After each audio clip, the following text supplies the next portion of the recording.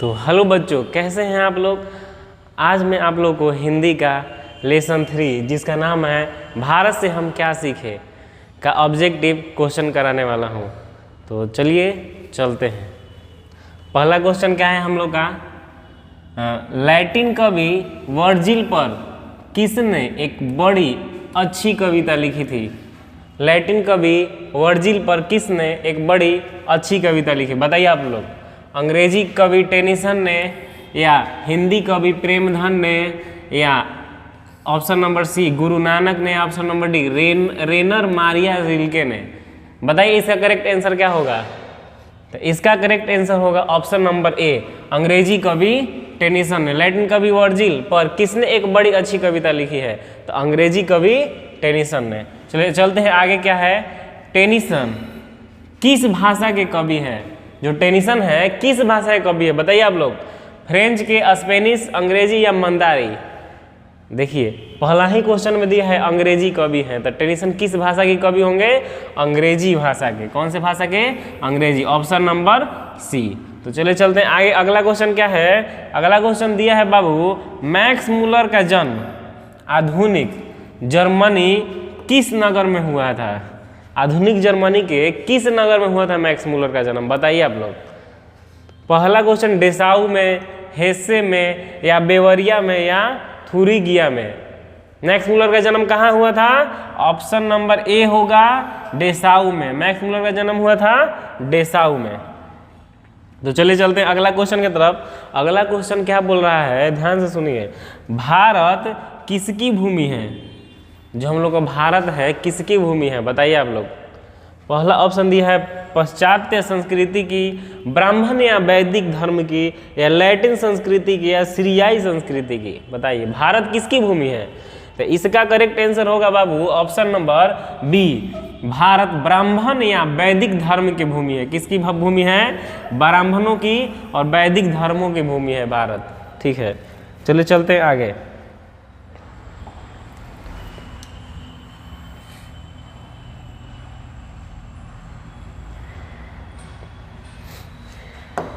चलिए देखिए आगे अगला क्वेश्चन क्या है, मेघदूत नामक पुस्तक का अनुवाद मैक्स मूलर ने किस भाषा में किया है। जो मेघदूत नामक पुस्तक है उसका अनुवाद मैक्स मूलर ने किस भाषा में किया है, बताइए तो आप लोग। ग्रीक भाषा में, लैटिन भाषा में, या हिंदी भाषा में, या जर्मन भाषा में, किस भाषा में किया है। चलिए कमेंट में बताइए आप लोग किस भाषा में किया है मैक्स मूलर ने मेघदूत नामक पुस्तक का अनुवाद। चलिए बताइए।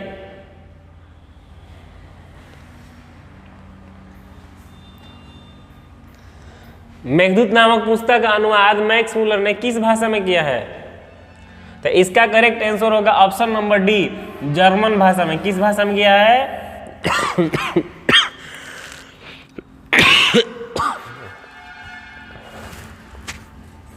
जर्मन भाषा में। किस भाषा में किया है, जर्मन भाषा में। तो चलिए चलते हैं अगला क्वेश्चन की तरफ। अगला क्वेश्चन क्या है, मैक्स मूलर को वेदांतियों का बेंदी किसने कहा।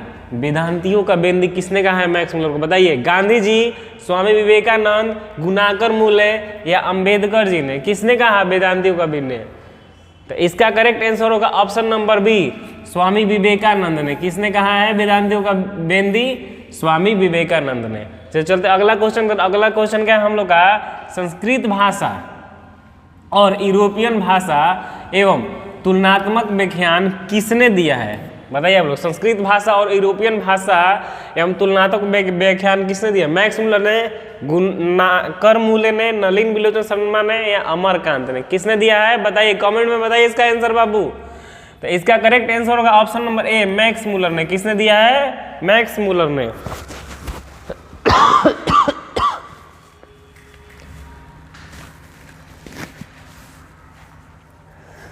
तो चलिए चलते हैं अगला क्वेश्चन की तरफ। अगला क्वेश्चन क्या है, ध्यान से देखिए, पढ़िए इसको। महारानी विक्टोरिया ने नाइट की उपाधि किसे प्रदान की। महारानी विक्टोरिया थी जो नाइट की उपाधि किसे प्रदान की है, बताइए आप लोग। मैक्स मूलर, अमरकांत को, बिरजू महाराज को, या अशोक वाजपेयी को। किसे किया है, तो नाइट की उपाधि महारानी विक्टोरिया ने मैक्स मूलर को किया है। किसे किया है, मैक्स मूलर को। ऑप्शन नंबर ए। इसका करेक्ट आंसर होगा। चलिए चलते हैं, अगला क्वेश्चन क्या है, कठ और केन, क्या है, कठ और केन उपनिषद का अनुवाद मैक्स मूलर ने किस भाषा में किया है? कठ और केन उपनिषद का अनुवाद मैक्स मूलर ने किस भाषा में किया है? बताइए आप लोग, ग्रीक भाषा में, हिंदी में, जर्मन में या लैटिन में? इसका करेक्ट आंसर होगा, बताइए आप लोग, इसका करेक्ट आंसर हो। कठ और केन उपनिषद का अनुवाद मैक्स मूलर ने किस भाषा में किया है? तो इसका करेक्ट आंसर होगा ऑप्शन नंबर ए, ग्रीक भाषा में। कौन से भाषा में? ग्रीक भाषा में।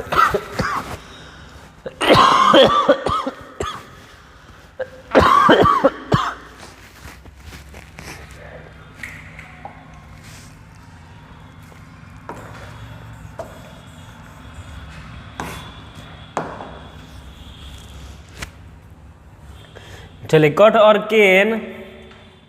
केन उपनिषद का अनुवाद किस भाषा में किया है? मैक्स मूलर ने तो जर्मन भाषा में। किस भाषा में किया है? जर्मन भाषा में। चलिए चलते हैं आगे।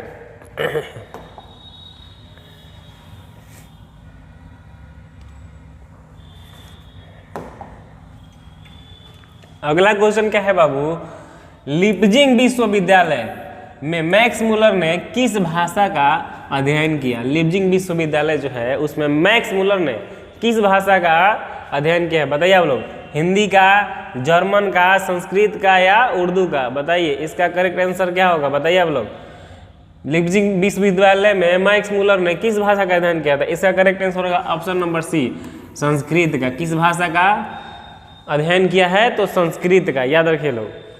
देखते हैं 11 नंबर क्वेश्चन क्या दिया है बाबू, यूनान एवं रोम के संपूर्ण साहित्य से कहीं अधिक विशाल है। संपूर्ण साहित्य से कहीं अधिक विशाल है क्या? बताइए आप लोग। पहला ऑप्शन क्या दिया है, संस्कृत भाषा और साहित्य, या उर्दू साहित्य, या जर्मन भाषा और साहित्य, या रूसी भाषा और साहित्य? संपूर्ण साहित्य से कहीं अधिक विशाल क्या है? बताइए। तो इसका करेक्ट आंसर होगा ऑप्शन नंबर ए, संस्कृत भाषा और साहित्य सबसे विशाल है हम लोग का संस्कृत। संस्कृत भाषा से और साहित्य है सबसे विशाल, याद रखिएगा आप लोग। अगला क्वेश्चन क्या है,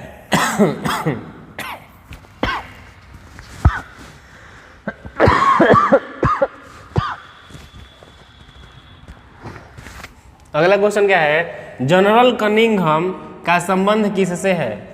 जो जनरल कनिंघम है उसका संबंध किससे है? वनस्पति विज्ञान से, पुरातत्व से, या भू विज्ञान से, या मनोविज्ञान से? बताइए आप लोग, जनरल कनिंघम का संबंध किससे है?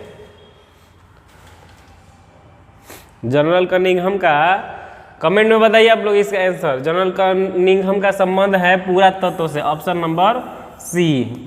अगला क्वेश्चन 13 नंबर क्या दिया है, 172 दारिस नामक सोने के सिक्के का घड़ा कहाँ मिला? 172 दारिस नामक सोने का सिक्का का घड़ा कहाँ मिला था? बताइए आप लोग।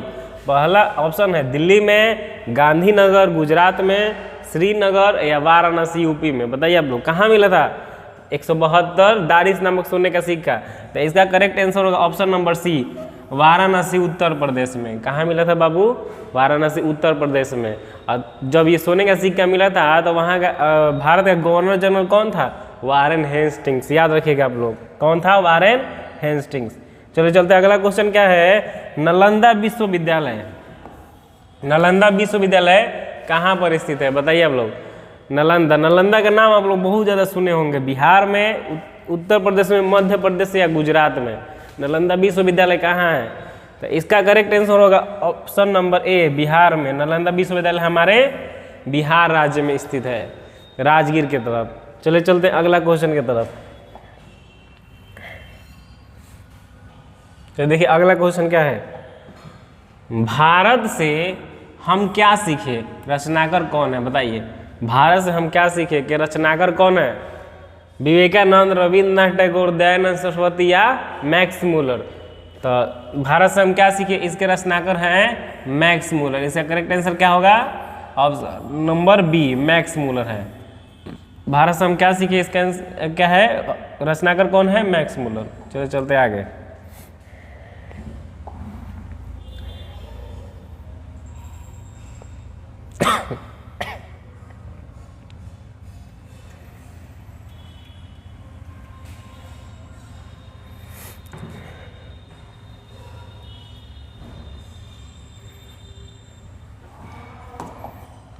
चलो चलते अगला क्वेश्चन की तरफ। क्या दिया है, निर्वंश विद्या का संबंध किससे है? निर्वंश विद्या बताइए आप लोग, वनस्पति विज्ञान से, प्राणी विज्ञान से, मानव विज्ञान से या अंतरिक्ष विज्ञान से?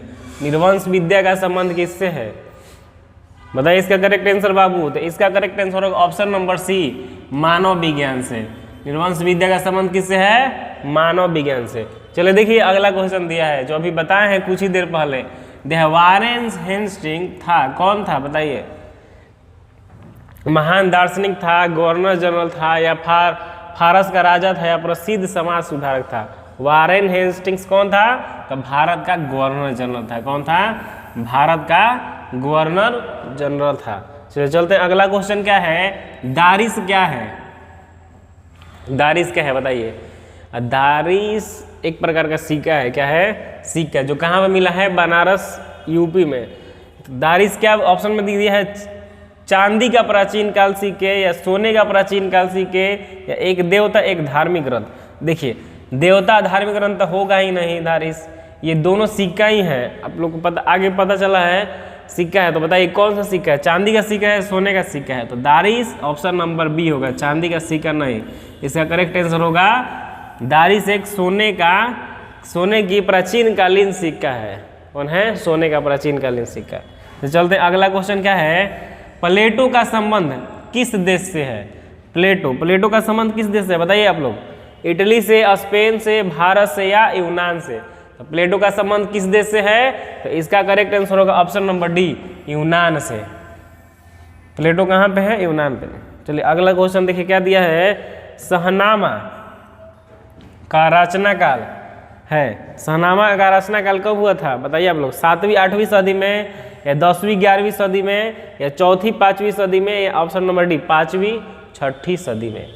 शहनामा का रचना काल क्या है? तो इसका करेक्ट आंसर होगा ऑप्शन नंबर बी, 10वीं 11वीं सदी में रचना काल हुआ था। किसका? शहनामा का। याद रखिएगा आप लोग।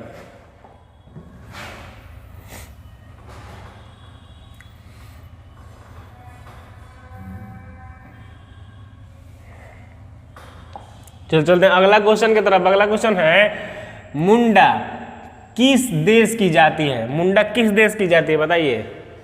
मुंडा किस देश की जाति है? मंगोल की, चीन की, मुल्तान की या भारत की? तो मुंडा किस देश की जाति है? हमारे भारत की। किस देश की? भारत देश की। Option number D. चलिए चलते अगला क्वेश्चन है, संस्कृत का अग्नि शब्द लैटिन में किस रूप में मिलता है? लैटिन शब्द में किस रूप में मिलता है अग्नि का? बताइए अग्नि को क्या कहा जाता है लैटिन भाषा में? एग्निस, आग्निस या इग्निस या ओग्निस? इसका करेक्ट आंसर बताइए आप लोग कमेंट में। तो इसका करेक्ट आंसर होगा ऑप्शन नंबर सी, इग्निस।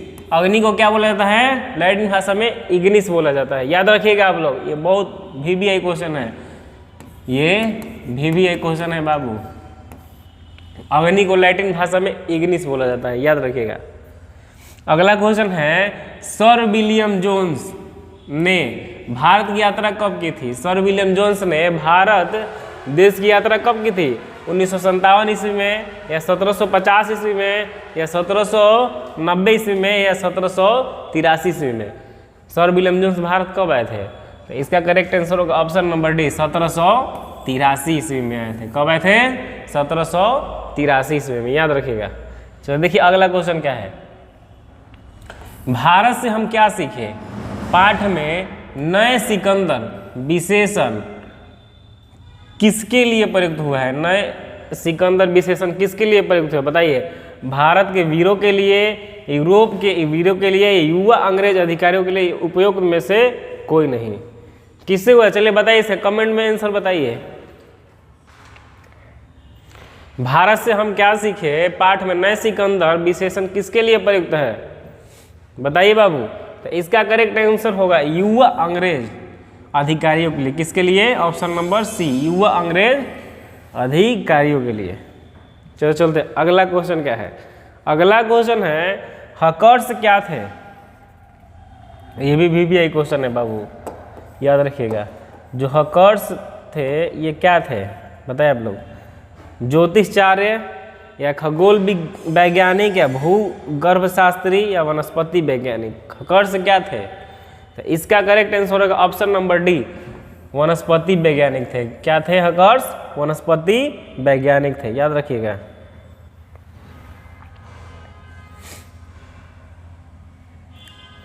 चलो चलते अगला क्वेश्चन की तरफ। अगला क्वेश्चन क्या है हम लोग का बाबू? स्वामी विवेकानंद ने वेदांतियों का वेदांती किसे कहा जाता है? कहा है, बताइए। हम अभी बताए हैं वेदांतियों को वेदांती किसे कहते हैं, तो इसका करेक्ट आंसर होगा option number C, Max Muller को। किसे कहते हैं? मैक्स मूलर को कहते हैं वेदांतियों को वेदांती, याद रखिएगा। बार बार ये क्वेश्चन पूछ रहा है। चल चलते अगला क्वेश्चन की तरफ। अगला क्वेश्चन क्या है? मैक्स मूलर ने डैश वर्ष की अवस्था में लिपजिंग विश्वविद्यालय में संस्कृत का अध्ययन प्रारंभ किया था, बताइए।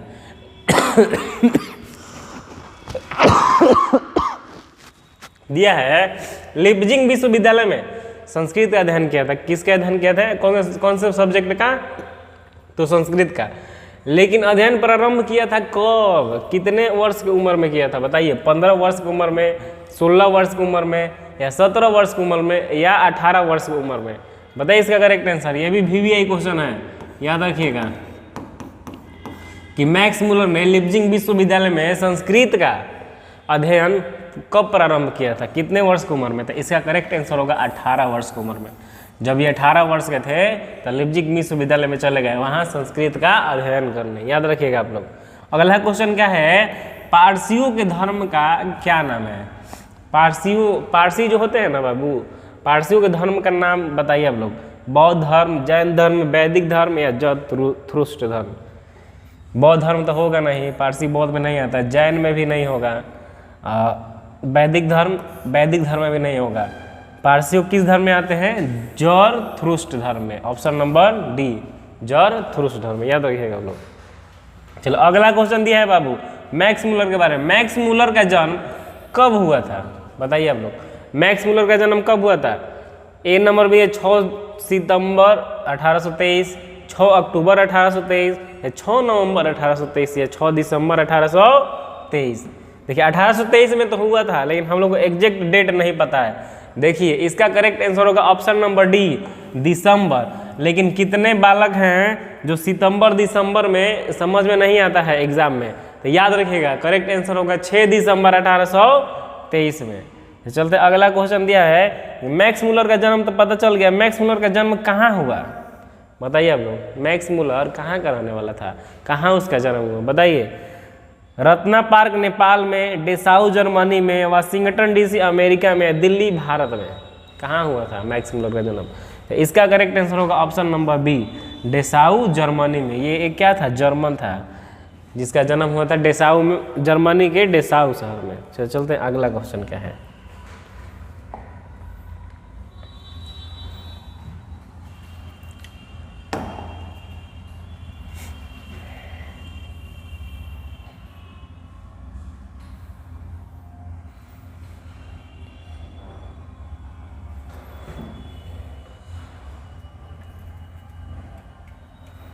चल देखिए अगला क्वेश्चन क्या है बाबू, क्वेश्चन नंबर 31। मैक्स मूलर के पिताजी का क्या नाम था, बताइए।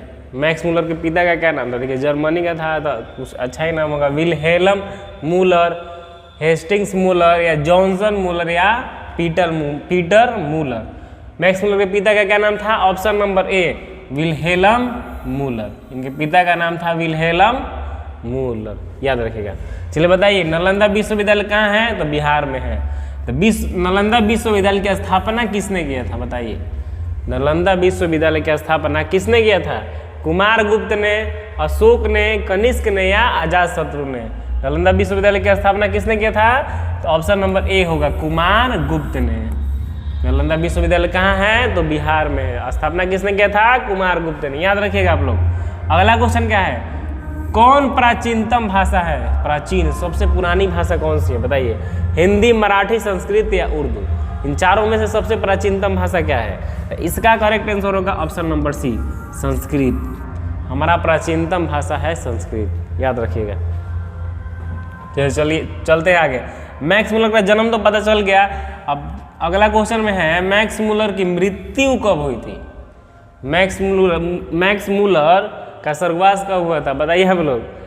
ऑप्शन नंबर ए 16 अक्टूबर 1901 या 20 अक्टूबर 1901 या 24 अक्टूबर 1900 या 28 अक्टूबर 1900।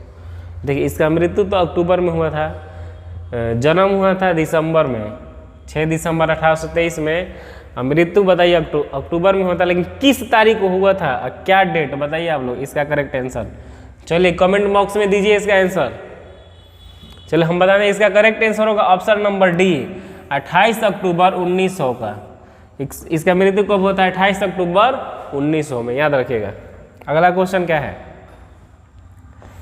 किसके अध्ययन क्षेत्र में भारत के कारण नवजीवन का संचार हो चुका है। किसके अध्ययन क्षेत्र में भारत के कारण नवजीवन का संचार हो चुका है। ऑप्शन नंबर ए विधि शास्त्र, नीति कथा, भाषा विज्ञान या दैवेत विज्ञान। तो इसका करेक्ट आंसर होगा नीति कथा का।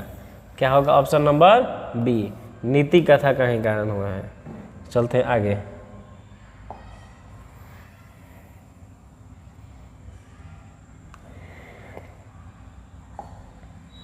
चलिए अगला क्वेश्चन क्या है, दारिस नामक सोने के सिक्कों से भरा घड़ा किसे मिला था। किसे मिला था, ये VVI क्वेश्चन है बाबू। दारिस नामक सोने का सिक्कों से भरा घड़ा किसे मिला था, हेकल को, हॉकर्स को, वारेन हेस्टिंग्स को या विलियम जोन्स को। बताइए आप लोग इसको कमेंट में इसका आंसर बताइए। देखिए हम बताए हैं जब सोने का सिक्का मिला था उस टाइम भारत का गवर्नर जनरल कौन था, तो उस टाइम भारत का गवर्नर जनरल था वारेन हेस्टिंग्स। सोने का सिक्का किसे मिला था, वारेन हेस्टिंग्स को। Option number C Warren Hastings को, याद रखिएगा। अगला क्वेश्चन देखिए क्या है, मेघदूत का जर्मन में अनुवाद किसने किया। मेघदूत जो भाषण है उसको जर्मन में अनुवाद किसने किया था, ईश्वर पोटलीकर ने, रूसो ने या मैक्स मूलर ने या सात कोडी ने। तो इसका करेक्ट आंसर होगा option number C Max Muller ने। जर्मन में अनुवाद किसने किया था, मैक्स मूलर ने। क्या कि मैक्स मूलर कहाँ का था, जर्मनी का था, तो जर्मन में भी इसका अनुवाद किया था, याद रखिए लोग। भारत से हम क्या सीखे, क्या है, चलिए बताइए इसका कमेंट में आंसर दीजिए। भारत से हम क्या सीखे, क्या है, कहानी है, निबंध है, भाषण या व्यक्ति चित्र है। भारत से हम क्या सीखे, क्या है एक, तो इसका करेक्ट आंसर होगा ऑप्शन नंबर सी एक भाषण है। क्या है ये, भाषण है। भारत से हम क्या सीखे, क्या है, एक भाषण है, याद रखिएगा। अगला क्वेश्चन दिया है, मैक्स मूलर के अनुसार सच्चे भारत का दर्शन कहाँ हो सकते हैं। जो सच्चा भारत होता है, सच्चा और अच्छा भारत कहाँ है बताइए आप लोग। मुंबई में, दिल्ली में, ग्रामीण भारत में या कोलकाता में। इसका करेक्ट आंसर बताइए आप लोग कमेंट में। ये बहुत अच्छा सवाल है, बताइए। इसका करेक्ट आंसर होगा ऑप्शन नंबर सी ग्रामीण भारत में। हमारे गांव में ही अच्छे और सच्चे भारत दिखाई देती है। बात सही है कि नहीं, कमेंट में बताइए आप लोग। अगला क्वेश्चन क्या है, प्लेटो और कांट थे महान, क्या थे, प्लेटो और कांट क्या थे, वीर थे, दार्शनिक थे या नाविक थे या सैनिक थे। बताइए आप लोग इसका करेक्ट आंसर। था इसका करेक्ट आंसर होगा ऑप्शन नंबर बी दार्शनिक थे। प्लेटो और कांट कौन थे, एक दार्शनिक थे, याद रखिएगा। चलो चलते आगे।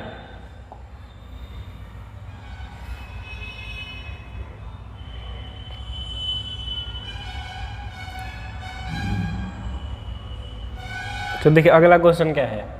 अगला क्वेश्चन दिया है, हितोपदेश का जर्मन भाषा में अनुवाद किसने प्रकाशित करवाया। हितोपदेश का जर्मन भाषा में अनुवाद किसने प्रकाशित करवाया बताइए आप लोग। जर्मनी का कौन था इसमें से बताइए। Mahatma Gandhi, Max Muller, Gunakar Mulye, Amarkant. तो इसका करेक्ट आंसर होगा option number B Max Muller ने। किसने करवाया था, मैक्स मूलर ने, याद रखिएगा। अगला क्वेश्चन दिया है, मैक्स मूलर ने कालिदास किस पुस्तक का जर्मन भाषा में अनुवाद किया। कालिदास के कौन से पुस्तक का जर्मन भाषा में अनुवाद किया है। ऑप्शन नंबर है मालविका मित्रम, अभिज्ञान शकुंतलम का या मेघदूत का या रघुवंशम का। किसको जर्मन भाषा में मैक्स मूलर ने अनुवाद किया है। तो इसका करेक्ट आंसर होगा मेघदूत का। कौन से पुस्तक का, मेघदूत का, याद रखिएगा। मेघदूत, मेघदूत क्या है, एक भाषण है, याद रखिएगा। अगला क्वेश्चन है दक्षिण भारत में द्रविड़ भाषा परिवार की कौन सी भाषा अधिक प्राचीन है? द्रविड़ भाषा की परिवार कौन सी भाषा अधिक प्राचीन है? बताइए आप लोग, तमिल, तेलुगु, मराठी या कन्नड़? तो इसका करेक्ट आंसर होगा सबसे प्राचीन दक्षिण भारत में तमिल है। क्या थी? तमिल भाषा है। तो ऑप्शन नंबर ए तमिल। चलिए चलते अगला क्वेश्चन। अगला क्वेश्चन है पुरानी स्लानोइक भाषा में चूहे को क्या कहते हैं? स्लानोइक भाषा में चूहा को क्या बोला जाता है? बताइए, चूहा को हम लोग क्या बोलते हैं? मूसा, मूस या माइस? मूस हम लोग काची में बोलते हैं, भोजपुरी में बोलते हैं, पता है ना। मूसा काची में बोलते हैं संस्कृत में, मूस भी हम लोग भोजपुरी में बोलते हैं। तो इसका मूसा तो होगा ही नहीं, मूस भी नहीं होगा, ये भी मूस नहीं होगा, तो इसका करेक्ट आंसर होगा माइस। स्लानोइक भाषा में चूहे को क्या बोला जाता है? माइस। याद रखिएगा आप लोग। तो चलते हैं अगला क्वेश्चन क्या है हम लोग का, अगला और लास्ट क्वेश्चन देखिए क्या है। अगला क्वेश्चन दिया है मैक्स मूलर ने सर्वविध संपदा और प्राकृतिक सौंदर्य से परिपूर्ण देश को माना है। किसे माना है? सर्वविध संपदा और प्राकृतिक सौंदर्य है से परिपूर्ण देश कौन सा है? बताइए आप लोग। जापान, श्रीलंका, भारत या कनाडा? चारों में से सबसे बढ़िया देश कौन सा है प्राकृतिक सौंदर्य के साथ? हम इसका करेक्ट आंसर होगा ऑप्शन नंबर सी, हमारा भारत ही है। कौन सा है? ऑप्शन नंबर सी, भारत है। तो चलिए आज का लेसन यहीं पे समाप्त होता है। अब हम लोग अगला चैप्टर 4 पार्ट अगला वीडियो में पढ़ेंगे। चलिए आज के लिए इतना ही। जय हिंद, जय भारत।